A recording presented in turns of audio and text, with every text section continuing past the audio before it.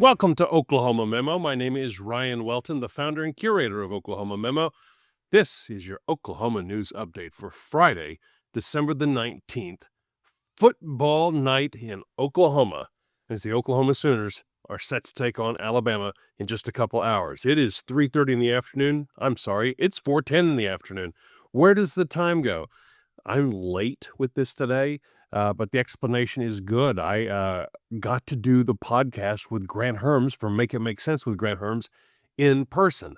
My in-laws are coming over for the game, and I'm going to grill, so I've been running errands ever since. But I'm committed to doing this every day. Well, I want to walk you through what was big in the news on Thursday and still today, but also catch you up on breaking news from this afternoon. We do have some, but just real quick, a weather update. It feels nice out there. It's in the upper 50s, lower 60s, but next week it's going to get into the 70s. It's going to be sort of a fake spring, 70 to 75 degrees with heavy winds and a wildfire risk before storms come back through.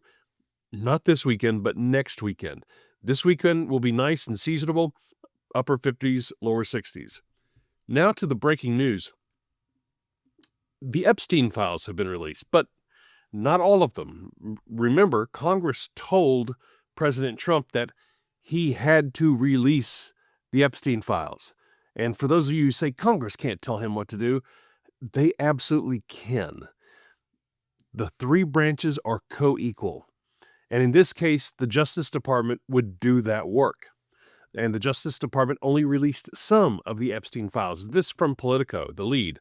The Department of Justice released a portion of the vast trove of documents related to the federal government's investigation into Jeffrey Epstein on Friday, after months of infighting that tested the unity of the MAGA movement.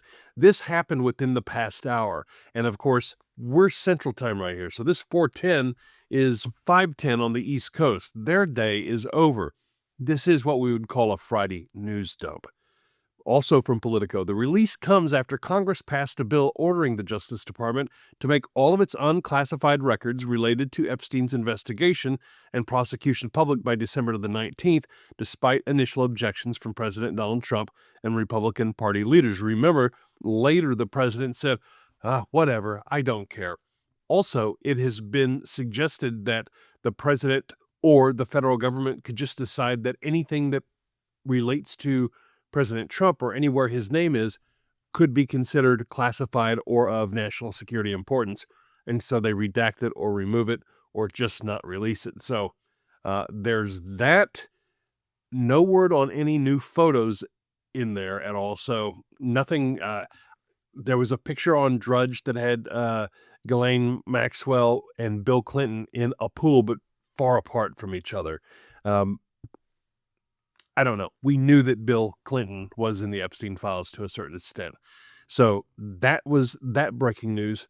Let's get to the Oklahoma memo. In Oklahoma, the big story, it's a story from J.C. Holman, and you may have heard me if you follow me on TikTok talk about this one. It's the third story he's done in this series. It's not really a series. He's just following up the news about the suit against or the request to intervene in a case involving State Farm Insurance. Gentner Drummond, Attorney General and gubernatorial candidate, is very interested in making sure that State Farm doesn't take advantage of Oklahomans. And he is doing that by asking to intervene. That request to intervene would, if granted, would allow him to do discovery, and not just him, the prosecution, his entire office. He is the chief legal officer of Oklahoma. This from J.C. Holman at Oklahoma Watch. On December the 4th, Attorney General Gentner Drummond filed a petition accusing State Farm of violating RICO, Oklahoma's version of the Racketeer Influenced and Corrupt Organizations Act of 1970, the so-called RICO laws that were passed to dismantle La Cosa Nostra, the Italian mafia. Let's full stop for a second here.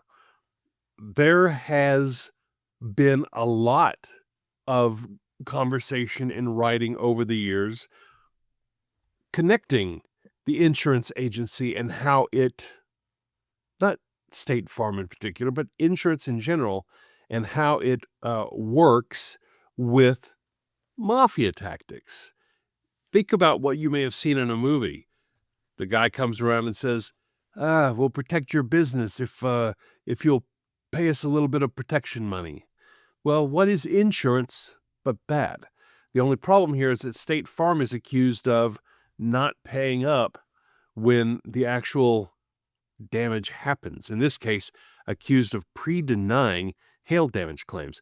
J.C. Holman's work on this from Oklahoma Watch is a must-read, and it was the top story I included in Friday morning's Oklahoma memo. The other story involves a bit of drama between the Attorney General Gentner Drummond and Governor Kevin Stitt, and this pertains to ticketing tribal citizens on reservations. There have been stories and conversations about hunting rules and tribal citizens and the rules and who governs them. And those are conversations that I tend to tune out because I'm not a hunter. I don't fish. I don't hunt. Heck, I might not even be a man. I may have to give up my man card, but I don't do any of that. I do own a truck. So there's that. The lead from Graycen Wheeler at KOSU.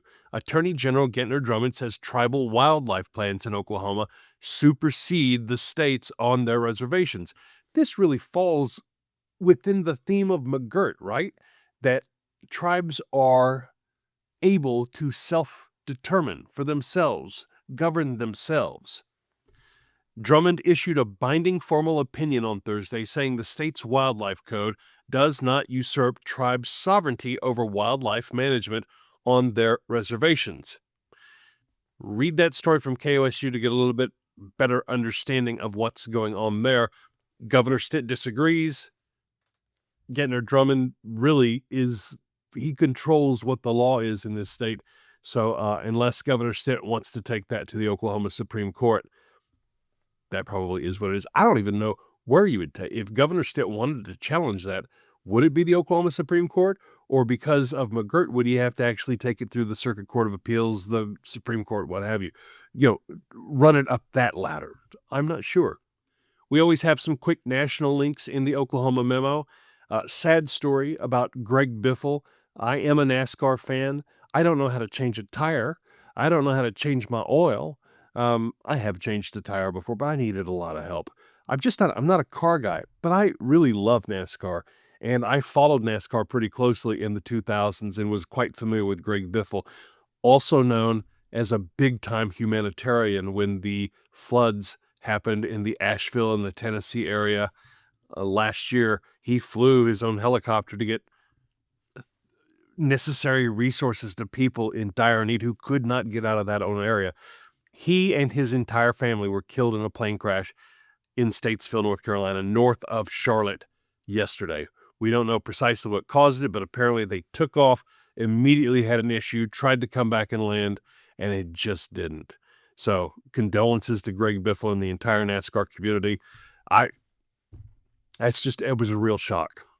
Very sad to hear about that.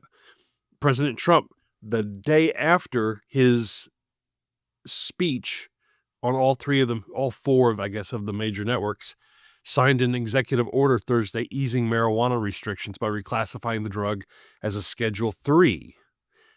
Still illegal, but it will allow for more research on the medical side. It is not a pathway to recreational. And I talked to a source today who tells me that the state of Oklahoma is going to wait to hear what the DEA specifically says about this before drawing any conclusions or making any plans with regard to President Trump's executive order. So there's that. The Brown University shooting seems to have been solved. The suspect found dead. The motive, unknown just yet.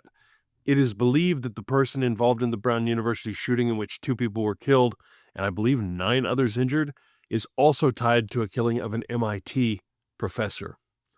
From CBS News, TikTok has signed the deal, and I mean TikTok, the company ByteDance, has signed the deal for the sale of a U.S. arm to American investors, including Larry Ellison, who apparently is just going to own everything in America now. Then we have the Oklahoma Rundown with a whole bunch of local stories. That's the way we do every day. And I don't just dump every story that's out there to this list. I go out and read the story and I ask myself, did I learn something from that? Is it going to be valuable to this audience? So it's like I'm a taster. I taste it first to see if you would like it. A concierge. I'm bringing this to you. The lead story in that is about the memorial site that's growing for the 2 Deer Creek High School students killed in the crash. We now know that one of them, I believe her name was Jazzy Jacobs, and the other student, I believe, was named Marley. I hope I have that correct. Condolences to their families. It's just absolutely devastating. 2 other people were hurt in that crash as well. A story about AI in Oklahoma. Oklahoma lawmakers warning that President Trump's AI order could threaten state authority. There's a big tug of war in the artificial intelligence world about who should be regulating AI. I talked to District 1 congressional candidate John Croissant, a Democrat who has to win his primary before he gets a chance to face Kevin Hearn in District 1. We talked about artificial intelligence and who exactly should be overseeing that. His answers may surprise you just a little bit. That is a tease. That will be included in Saturday's Oklahoma Memo newsletter. If you're stuck with me at this point, go ahead and subscribe to the Oklahoma Memo at oklahomamemo.com/subscribe. The Non-Doc has a story about Guardian 2.0, which I believe is the campaign finance website, which, breaking news, I believe it's back up. I believe it's back up this afternoon, so that may be new information there. There is this one under interesting from K4. Judge's decision sparks outrage in Noble neighbor dispute case. That one, I read that story and I thought, thank goodness I have good neighbors. I've got good neighbors on my left. I got good neighbors on my right. Ryan, Jazz, and their families. Sarah, Ashley, love them. They're fantastic. Get you some good neighbors. And then just a handful, including more stories, including 5 ways to spend your weekend in Tulsa. That's from Tulsa Flyer, a great story from the Tulsa World. He's hard to kill. Brent Venables is the gladiator his OU football team embodies. I'm so stoked for the game tonight. Also,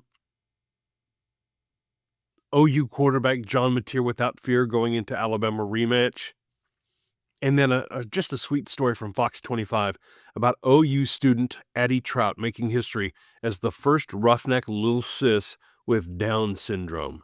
So all of those stories available to you in the Oklahoma Rundown. They link you to the proper newsroom so that you can go look at those stories on their sites. That's all we got for a Friday. I know it's late. I appreciate you watching. And go sign up, oklahomamemo.com/subscribe. One more thing. Boomer sooner.